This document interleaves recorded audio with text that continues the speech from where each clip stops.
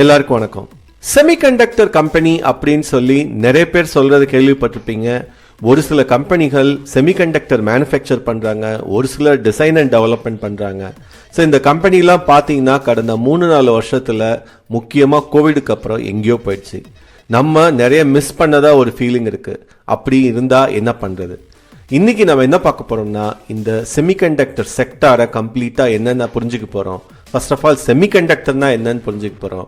அப்புறம் ஒரு 15 semiconductor stocks பத்தி டீட்டெயில் ரிவ்யூ பண்ண போறோம். வாங்க பார்க்கலாம். செமிகண்டக்டர் இண்டஸ்ட்ரி அப்புறம் கம்பெனிஸை பார்க்கறதுக்கு முன்னாடி செமிகண்டக்டர்னா என்னன்னு புரிஞ்சுக்குவோம். செமிகண்டக்டருங்கிறது ஒரு மெட்டீரியல், சிலிக்கான் மெட்டீரியலாக கூட இருக்கலாம், இல்லை வேற ஏதாவது மெட்டீரியல். அது எலக்ட்ரிக்கல் கண்டக்டிவிட்டி இருக்கணும். ஸோ அது பார்த்தீங்கன்னா ஃபார் எக்ஸாம்பிள் காப்பர்லேருந்து கிளாஸுக்கு, அதாவது ஒரு கண்டக்டர்லேருந்து இன்சுலேட்டருக்கு ஒரு எலக்ட்ரிக்கல் கண்டக்டிவிட்டி பண்ண முடியணும். ஸோ அதனால என்ன பண்ண முடியும், அந்த எலக்ட்ரிசிட்டியை நம்ம ஈஸியாக அல்டரும் பண்ணி கண்ட்ரோலும் பண்ண முடியணும். அதனால என்ன ஆகும், நம்ம மாடர்ன் எலக்ட்ரானிக்ஸில் எந்த டிவைஸாக இருந்தாலும் அதை ப்ரோக்ராம் பண்ண முடியும். ஸோ இதுதான் செமிகண்டக்டர். இப்போ இருக்கிற மாடர்ன் வாழ்க்கையில் செமிகண்டக்டர் இல்லாத வாழ்க்கையை நம்மளால் நினச்சி கூட பார்க்க முடியாது. ஏன்னா நீங்கள் யூஸ் பண்ணுற ஃபோனாக இருக்கட்டும், எலக்ட்ரிக் வெஹிக்கிளாக இருக்கட்டும், நான் எலக்ட்ரிக் வெஹிக்கிளாக கூட இருக்கலாம், என்ன மாதிரி வெஹிக்கிள் இருந்தாலும் இப்போல்லாம் செமிகண்டக்டர் இருக்குது. அதே மாதிரி refrigerator, washing machine, electronics item எது எடுத்தாலும் அதில் செமிகண்டக்டர் இருக்குது. இதனால தான் கடந்த 3-5 வருஷத்துக்குள்ள அபரிமிதமான வளர்ச்சி அடைஞ்ச ஒரு செக்டார் எதுன்னு கேட்டா அது செமிகண்டக்டர் செக்டார். கோவிடுக்கு அப்புறம் 2022 பார்த்தீங்கன்னா நிறைய விஷயங்கள் நடந்தது. முக்கியமா artificial intelligence, chat GPT, generative AI இதெல்லாம் 2022க்கு அப்புறம் தான் தொடங்கிச்சு. ஸோ இதோட ஆரம்பம் பார்த்தீங்கன்னா வெறும் $600 பில்லியன் வேல்யூ இருந்த இந்த ஏரியா இன்னும் ஒரு 5 வருஷத்துல கிட்டத்தட்ட $1 ட்ரில்லியன் மேலே போயிடும் அப்படின்னு சொல்லி கணிச்சிருக்காங்க. எதனாலன்னா சயின்ஸ் அண்ட் டெக்னாலஜியோட டெவலப்மெண்ட் கடந்த 5 வருஷத்துல ரொம்ப அபரிமிதமாக இருக்கு. ஸோ இதனால என்ன ஆகுது, 5G வந்தது, அட்டானமஸ் வெஹிக்கிள் வந்தது, இவி ரொம்ப பயங்கரமாக சூப்பராக வந்திருக்கு, கிளவுட் கம்ப்யூட்டிங் எங்கேயோ போயிடுச்சு, யாருமே ஃபிசிக்கல் ஸ்பேஸே வாங்குறது இல்லை, எல்லாமே கிளவுட் ஸ்பேஸ் தான். அப்புறம் டேட்டா சென்டர்ஸ் ஜாஸ்தி ஆயிட்டு இருக்கு.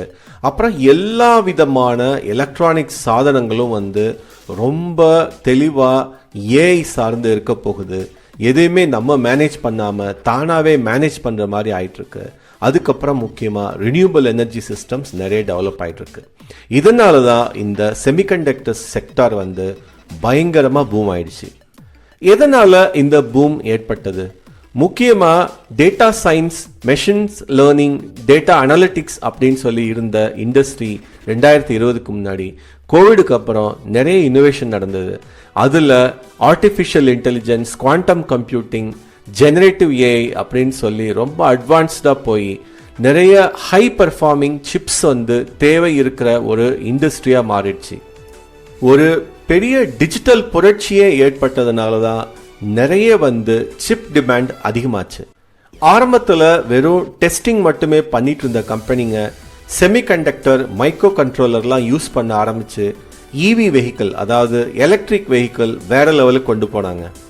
முக்கியமாக மேனுஃபேக்சரிங் இண்டஸ்ட்ரி 4.0 அப்படின்னு சொல்லுவாங்க.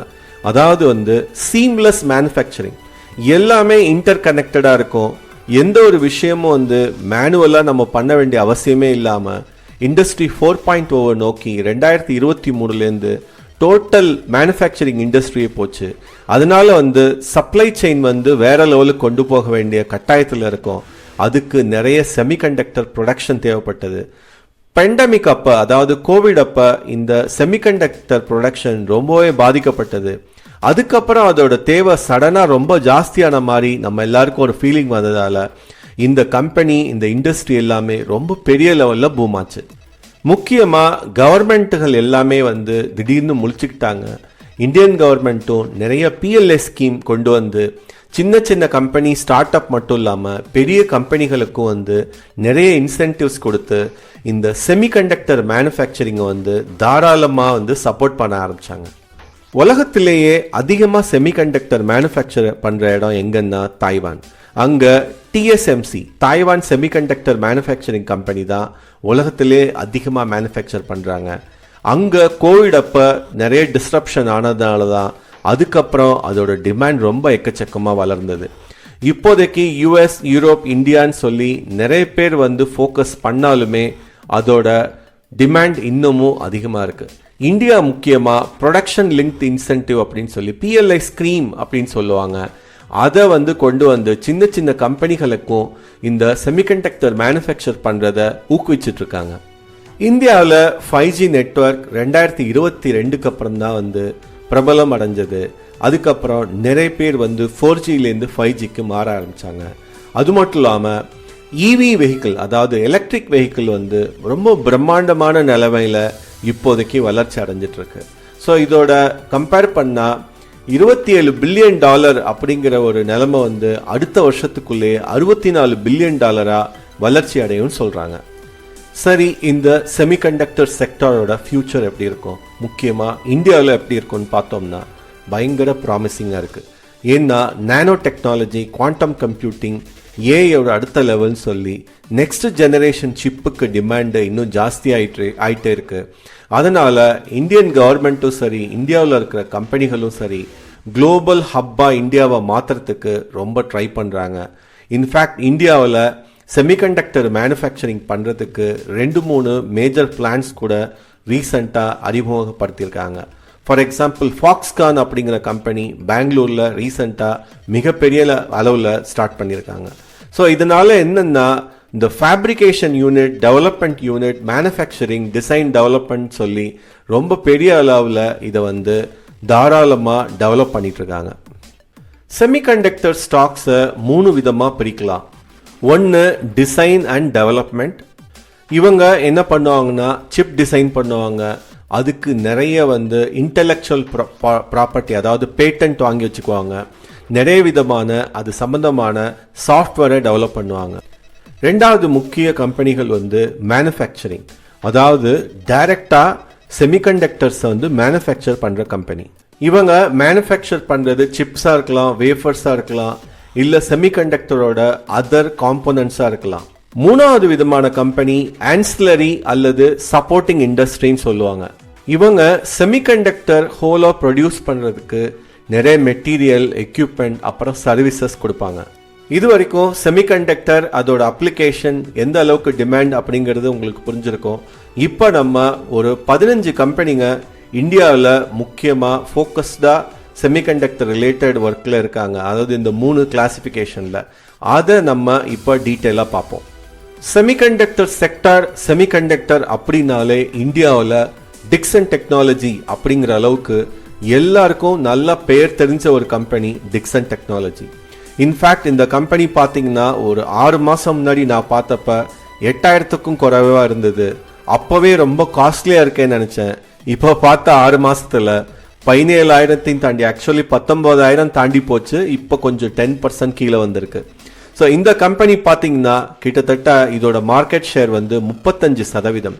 உங்கள் வீட்டில் LED டிவி இருந்ததுன்னா மோஸ்ட்லி என்ன பிராண்டாக இருந்தாலும் சரி அது இவங்க கிட்டேருந்து தான் வந்திருக்கும். ஏன்னா பிராண்ட் பிஹைண்ட் பிராண்டுன்னு சொல்லுவாங்க. இவங்க தான் சோனியாக இருக்கட்டும், மற்ற பெரிய கம்பெனி, எந்த கம்பெனி LED டிவியாக இருந்தாலும் இவங்க மேனுஃபேக்சர் பண்ணி அவங்களுக்கு கொடுப்பாங்க.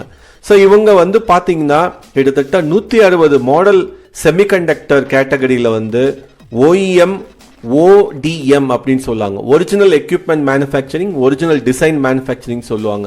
இது ரெண்டுத்துலேயும் வந்து பரவலாக வந்து நிறைய பேட்டன்ட்ஸ் வச்சுருக்காங்க. இவங்க தான் வந்து இந்த ஏரியாவில் நம்பர் 1. இந்த கம்பெனியோட ஃபண்டமெண்டல்ஸ் ரொம்ப ஸ்ட்ராங். இதோட P ரேஷியோ, பெக் ரேஷியோலாம் நம்ம உண்மையிலே பார்க்கவே முடியாது, எப்போதுமே காஸ்ட்லி தான்.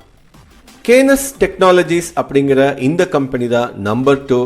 இன்ஃபேக்ட் இவங்களும் பார்த்தீங்கன்னா எங்கேயோ போயிட்டாங்க ஷார்ட் பீரியடில். இதுவும் பார்த்தீங்கன்னா ஆல் டைம் ஹை 7,800க்கு மேலே போயிட்டு இப்போ ரீசண்டாக வந்து ஒரு 15% கீழே வந்திருக்கு. ஸோ இந்த லிஸ்ட்டில் எந்த கம்பெனிக்குமே நீங்கள் P ரேஷியோ, பெக் ரேஷியோ பார்த்து வாங்கவே முடியாது. ஏன்னா இந்த கம்பெனிகள்லாம் வந்து ஹாட் செக்டார் அப்படின்னு சொல்லுவாங்க. அந்த மாதிரி ஹாட் கேக்காக போயிட்டுருக்கு.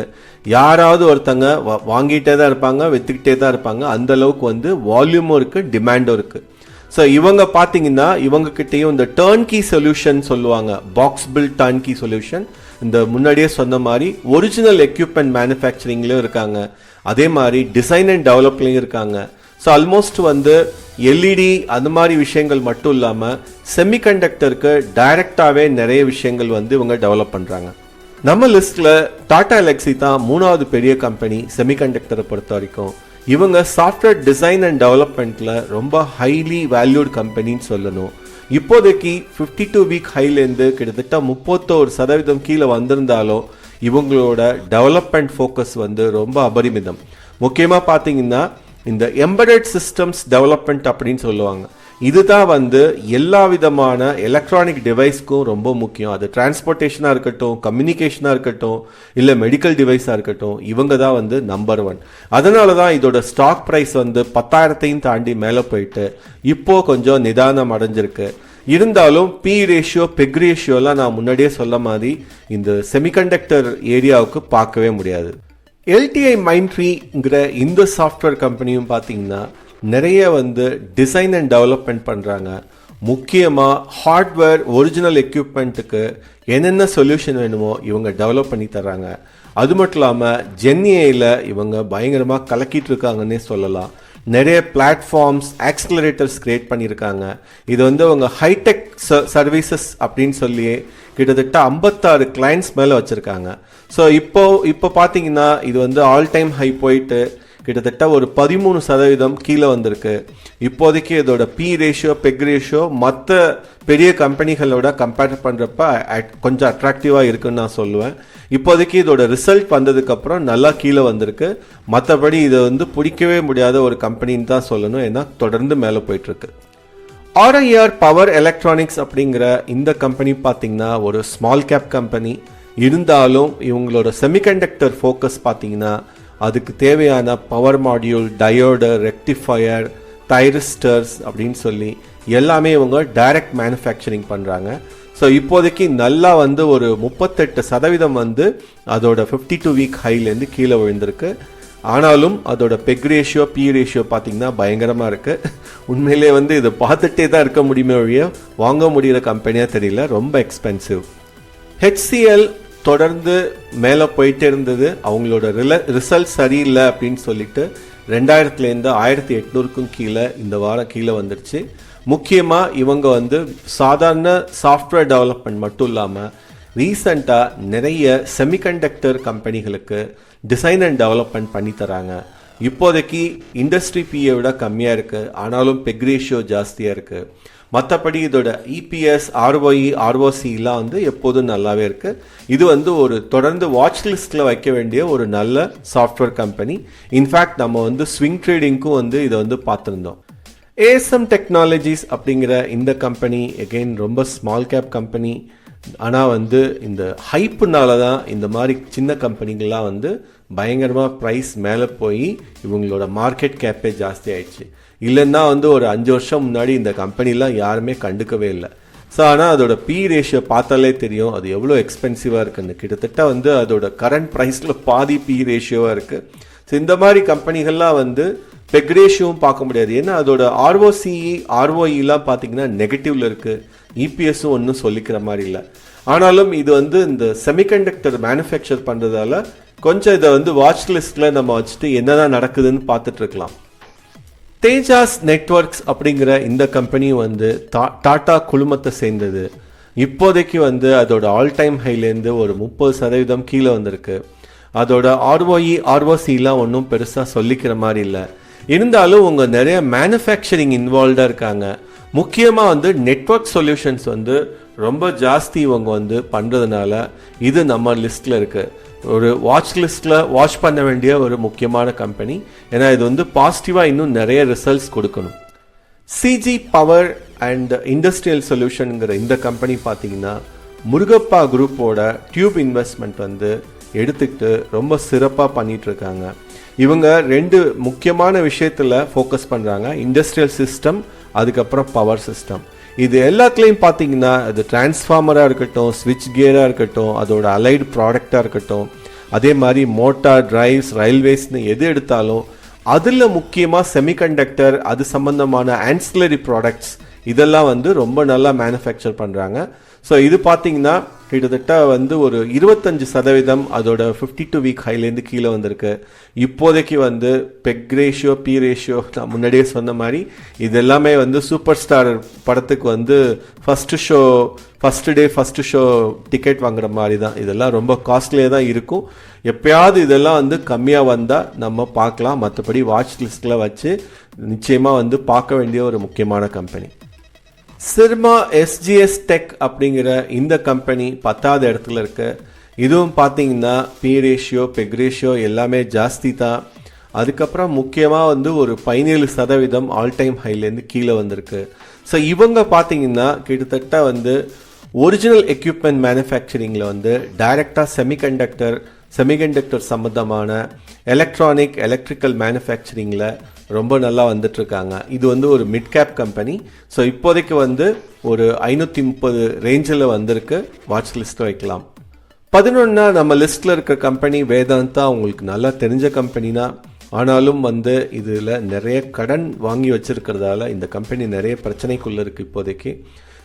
இது ஏன் வந்து இந்த லிஸ்ட்டில் வந்ததுன்னா, இவங்க வந்து முக்கியமாக இந்த சிலிக்கான் மெட்டீரியலை வந்து அது ரா மெட்டீரியல் வந்து இவங்க வந்து இந்த மைனிங் பண்ணுறதுல இவங்க பண்ணுறதால இந்த பர்டிகுலர் கம்பெனி செமிகண்டக்டர் லிஸ்ட்டில் வந்தது. மற்றபடி இதோட ஃபண்டமெண்டல்ஸ் அவ்வளோ சூப்பர்லாம் சொல்ல முடியாது.